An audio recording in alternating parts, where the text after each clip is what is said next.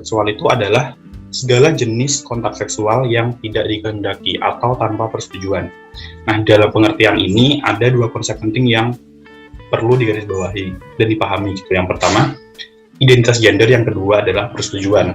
Nah, yang akan kita bahas lebih lanjut adalah mengenai persetujuan atau konsen. Jadi, persetujuan atau konsen itu merupakan syarat utama dalam setiap hubungan interpersonal, termasuk hubungan romantis maupun hubungan seksual.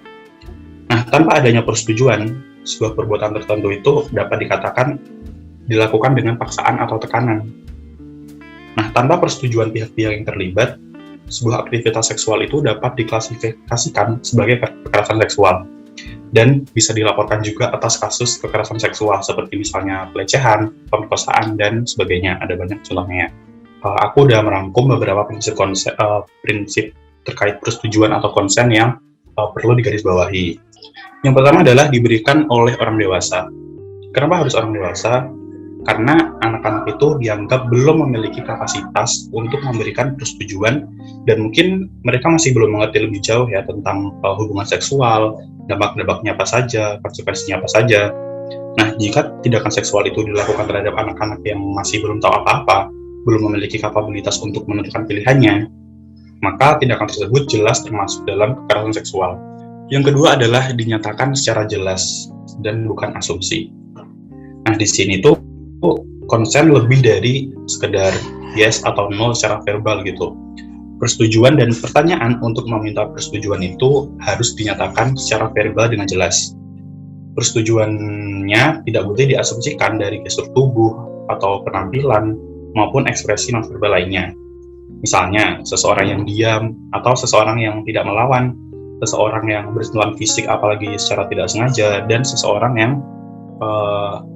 memakai pakaian tertentu misalnya orang yang memakai pakaian terbuka gitu ya, itu bukan merupakan ekspresi persetujuan, tapi konsen itu bisa saja atau boleh saja disampaikan secara nonverbal apabila seseorang mengalami kendala atau kesulitan dalam komunikasi verbalnya. Yang ketiga adalah diberikan tanpa paksaan dalam kondisi sepenuhnya sadar. Persetujuan untuk terlibat dalam aktivitas seksual itu harus diberikan secara sukarela dan sadar karena suatu persetujuan tidak akan bermakna apabila salah satu pihak berada di bawah tekanan atau paksaan atau sedang berada dalam kondisi tidak sadar, misalnya seseorang sedang tidur atau mabuk atau bahkan pingsan gitu ya.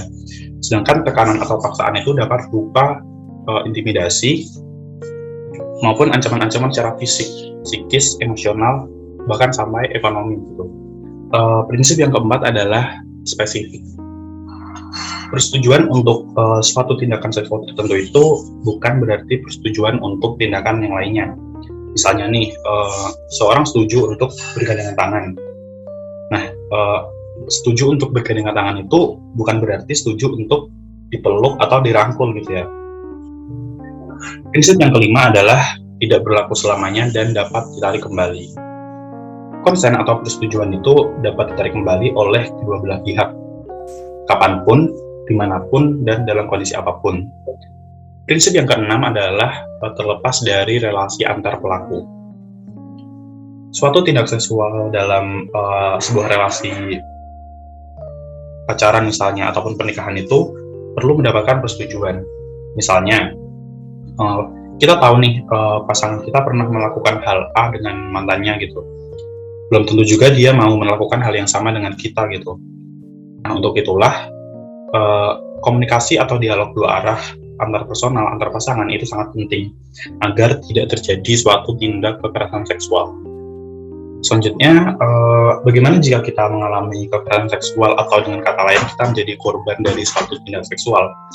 Yang pertama adalah dokumentasikan jika memungkinkan. Hal yang bisa didokumentasikan itu misalnya bekas luka atau bukti chat, rekaman suara atau apapun yang bisa menjadi bukti suatu tindak kekerasan seksual yang dilakukan pada kita itu. Hubungi orang terdekat yang dipercaya. Hal ini bertujuan untuk mencari pertolongan bagi korban atau penyintas yang mungkin butuh tempat untuk bercerita, menumpahkan keluh kesahnya karena dia telah menjadi korban, atau sebagai pertolongan pertama ketika seseorang nggak tahu lagi nih mau kemana gitu. Yang ketiga adalah menghubungi pelayanan psikologis atau hukum yang diperlukan, khususnya yang memiliki fokus terhadap kekerasan seksual gitu. Nah, yang terakhir adalah kita wajib sih ini sebenarnya, kita mengikuti dan menjalani proses di unit tersebut, karena biasanya unit-unit tersebut itu sudah memiliki prosedur yang jelas.